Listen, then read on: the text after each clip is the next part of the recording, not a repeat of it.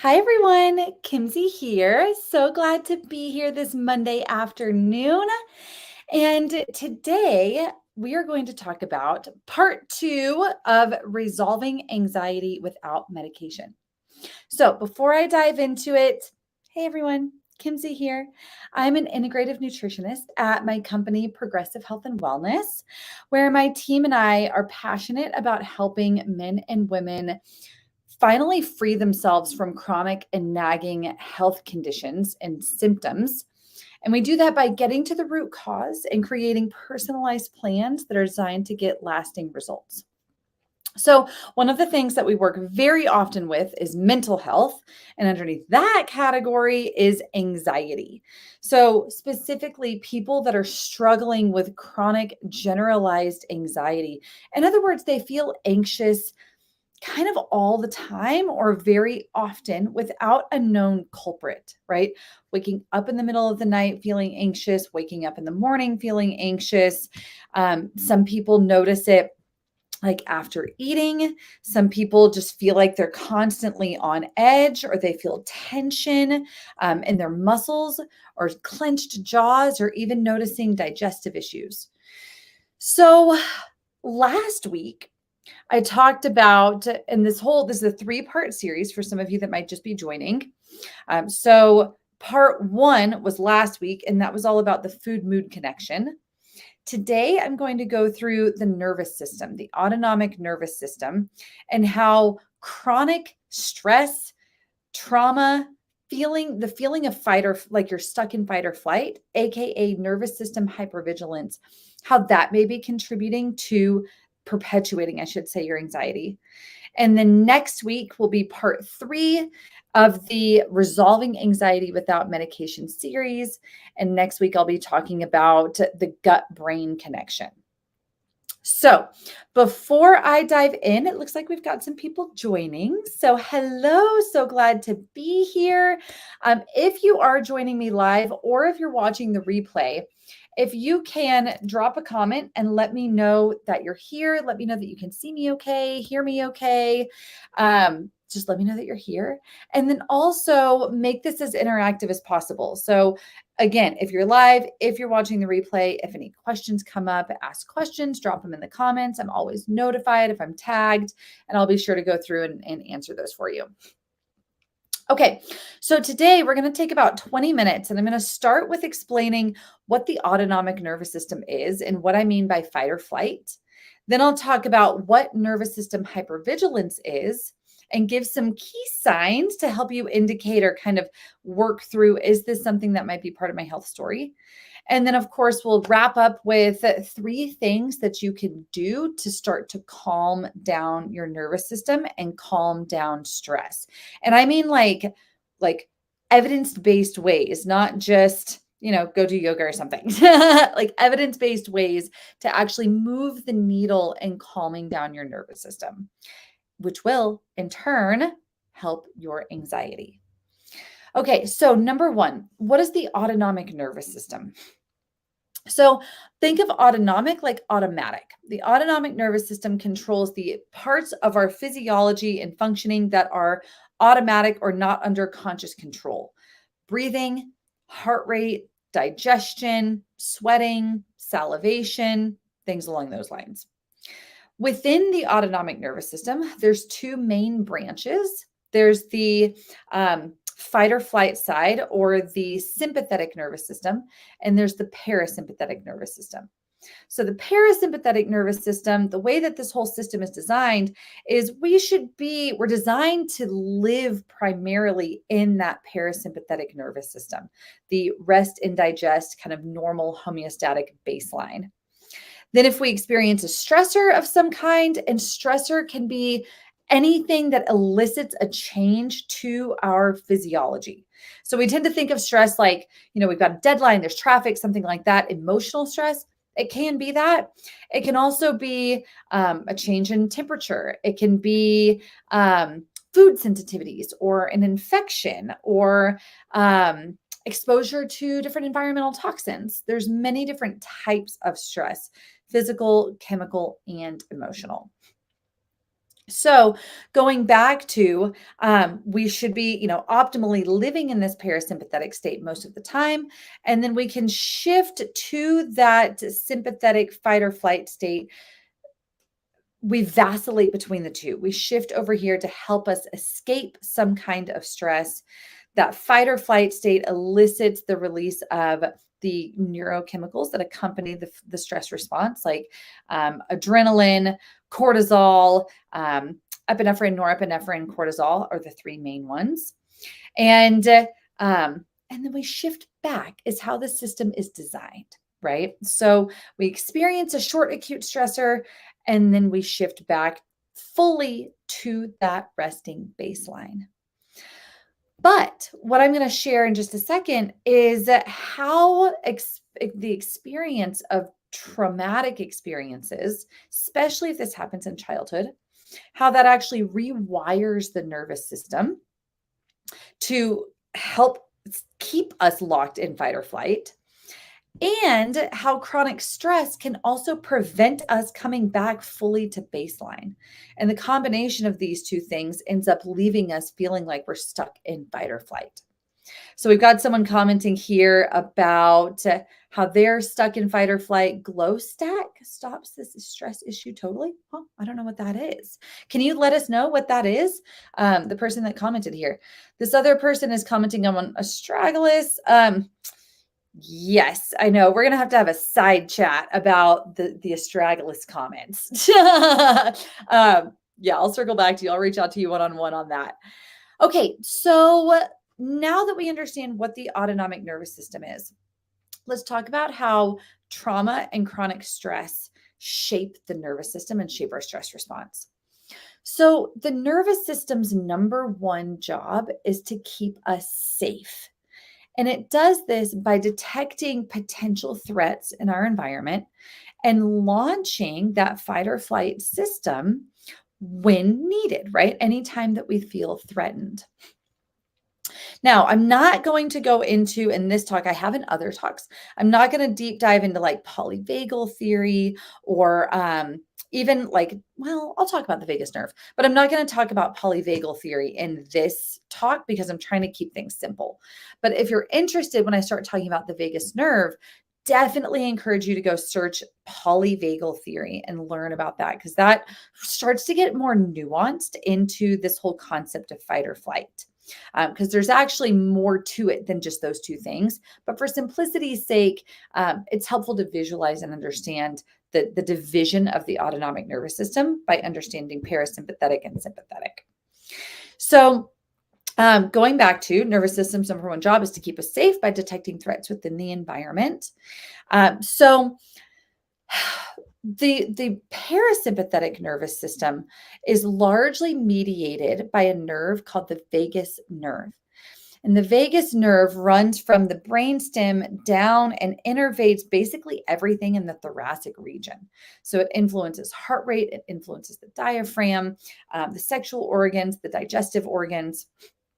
And the vagus nerve, when we talk about being able to shift into that fight or flight state and then shift back fully into resting baseline, we have to talk about the vagus nerve.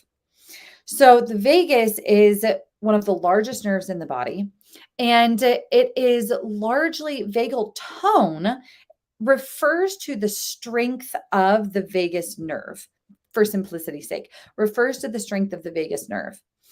And the vagus nerve is very much influenced by our childhood experiences. So vagal function is very much influenced by our childhood experiences. And one of the qualities that can influence vagal tone and that fight or flight sensitivity, I'll say, is if there's the experience of traumatic events in childhood. Now, we know that a lot of nervous system development happens between the ages of 0 and 7, especially between the ages of 0 and 3, when the brain and nervous system is the most plastic that it will ever be. Plastic meaning has the most ability to change and form new neuronal connections. And so if a child has experienced, or if an adult or a person has experienced as a child many different forms of stress. It could be, their parents weren't as responsive, or different levels of neglect or abuse or violence. Then that causes a down regulation or change in the sensitivity of the vagus nerve, which then affects the person's ability to actually fully get to that resting baseline, that parasympathetic state. And what I mean by fully is they may be able to come down from an acute stressor, but not to that full resting baseline. And I'll elaborate on what I mean by that in just a minute.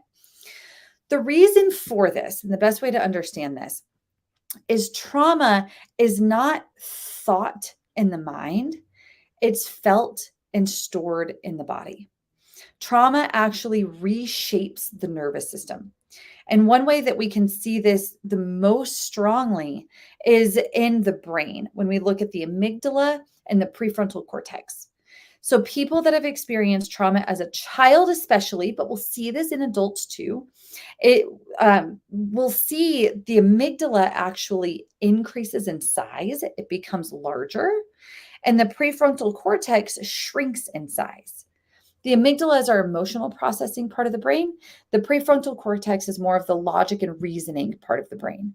So the prefrontal cortex can one of the features of it is that it can kind of temper or tame the amygdala. The prefrontal cortex is what will come in and say, hey, you know what, there's no need to stress about that or fear about that or feel anxious about that, right? And kind of put the scenario in perspective. But if the amygdala in these situations are larger, prefrontal cortex is smaller, that becomes a lot harder to contain those emotions and contain the stress response. The brain has essentially become hypervigilant. That's another way that where this term comes in. What that means is it is hypersensitized to detect potential threats in the environment. So that is one way that we see trauma affect the body and the nervous system. We'll see a very similar thing happen, no, not the exact same thing, occur with chronic stress.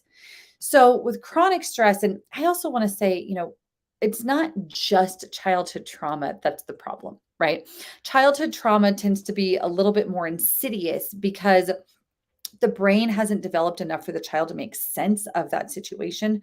So it actually starts to paint the way that the child sees the world and understands people and their relationships through adulthood. It also affects the physical body, right? Because the nervous system in this hypervigilance starts to get into the digestive tract and sexual reproduction and many different things, especially when you link it back to that vagus nerve and vagal tone. So, but I want to mention the word vagal tone and vagus nerve, especially when I start talking about things that you can do for this, because heart rate variability biofeedback training is one of the best things that you can do, and that strengthens the vagus nerve and strengthens vagal tone.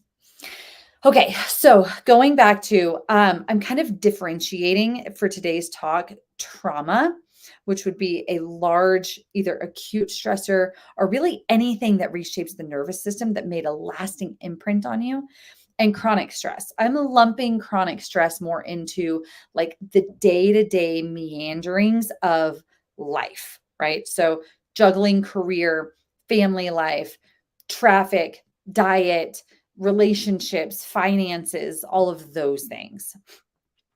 So on the chronic stress side of things, as I mentioned at the very beginning of this, the nervous system is designed to handle acute stressors that have a finite duration of time, and then we subside and go back to normal. With chronic stress, we're never coming back to that baseline. So I like to give the analogy of a deer. If you watch a deer in the wild, they're mostly relaxed. They may be alert, but they're mostly relaxed, grazing. Maybe they're hanging out with their tribe, their herd. They're hanging out with their herd. And then a threat comes around, right? A lion, a mountain lion, whatever it might be, a threat comes around. They all panic. They run, try to escape it. And then the threat goes away and they come fully back to baseline. Humans under chronic stress, it's like the stress heightens us. If this is normal, stress heightens us up to here. We may come down to here, but we're never fully coming back to that baseline. And in many ways, the stress hormones can almost be addictive. It almost gets to the point where we expect to be living, that becomes our normal. We expect to be living at this place. And if we start to relax, subconsciously, we pull ourselves back up to this place. I'm guilty of this. I've noticed and reflected on how hard it is for me to actually turn off. Like if I want to let myself read on a Sunday afternoon, how quickly the thoughts of, well, I could be doing this, I could be doing this, I could be doing this, I could be doing, start infiltrating my mind, right? So it can show up in that way. And these are the ways the reshaping of the brain from trauma, the addiction to the stress hormones, and never fully coming back to that homeostatic parasympathetic baseline, which is another way of describing a weakened vagus nerve, is how the nervous system can contribute to anxiety. Because all of those scenarios will lead to the experience of anxiety. Anxiety is ultimately the fear of something happening in the future. Sometimes we can name it, sometimes we can't. We just have this kind of fear of something, right? Fear of career, fear of our relationship, fear of finances, fear of something happening. And the nervous system hypervigilance may be involved in that. So I meant to share this at the very beginning, but what are some signs and symptoms of nervous system hypervigilance? One, over or under reacting to certain life events, right? Somebody cuts you off in the car. It's like the worst situation, right? You have a new deadline at work and just cannot shake the fact that this deadline is coming up. Or let's see, your spouse brings up something and you overreact to that scenario, right? So over or underreacting to certain life events. Sensitivity to stimuli like sounds, smells, different sights, people, environments. It could be having chronic fatigue, right? Always feeling tired, always feeling almost flu-like in a way, achy in some ways. It could be digestive issues. There could be, let's see, what else? Insomnia. Let's see. I think those are some of the main, and then just the presence of anxiety. Those are some of the main ways that this can show up. So what can you do about it? Well, there are three things, and I'm going to share kind of three different levels of things that you can do. But I will say all three of them have to be done consistently in order to really move the needle, right? Some of these can be done in the moment to help calm down, but to actually shift that resting baseline, strengthen the vagus nerve, and help get your nervous system to that resting baseline, these need to be practiced ideally daily, if not like 5 days a week. So number one, lowest hanging fruit is a specific way of breathing. So breathing in to a count of 4 and exhaling to a count of 6. Drawing out the exhale actually helps increase our heart rate variability. It actually helps strengthen the vagus nerve, that vagal tone. So that particular rhythm, a 10-second breath cycle, helps shift you into what's called a resonance frequency, which goes back to strengthening the vagus tone by increasing our heart rate variability. I know I'm using a lot of different terms here, but just remember that specific 10-second breath cycle, really powerful. Inhale to a count of 4, exhale to a count of 6.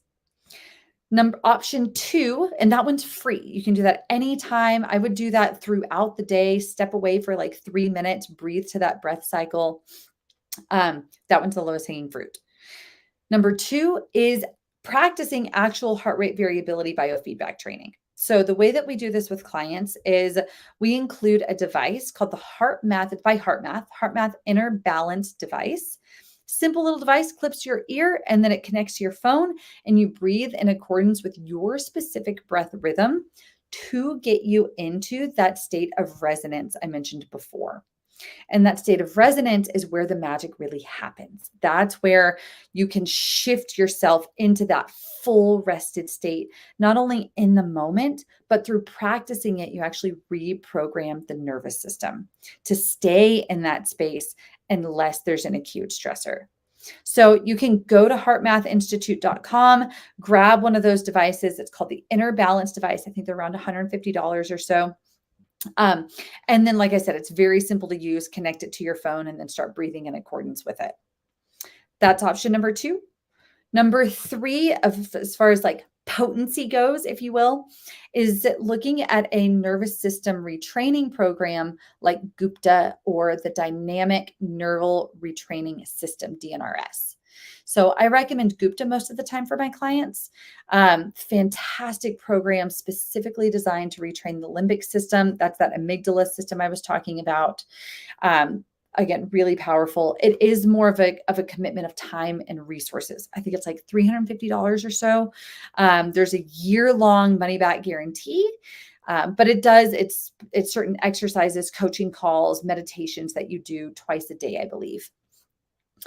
So those are the 3 ways, like in ascending order of kind of intensity, if you will, from a time and financial commitment.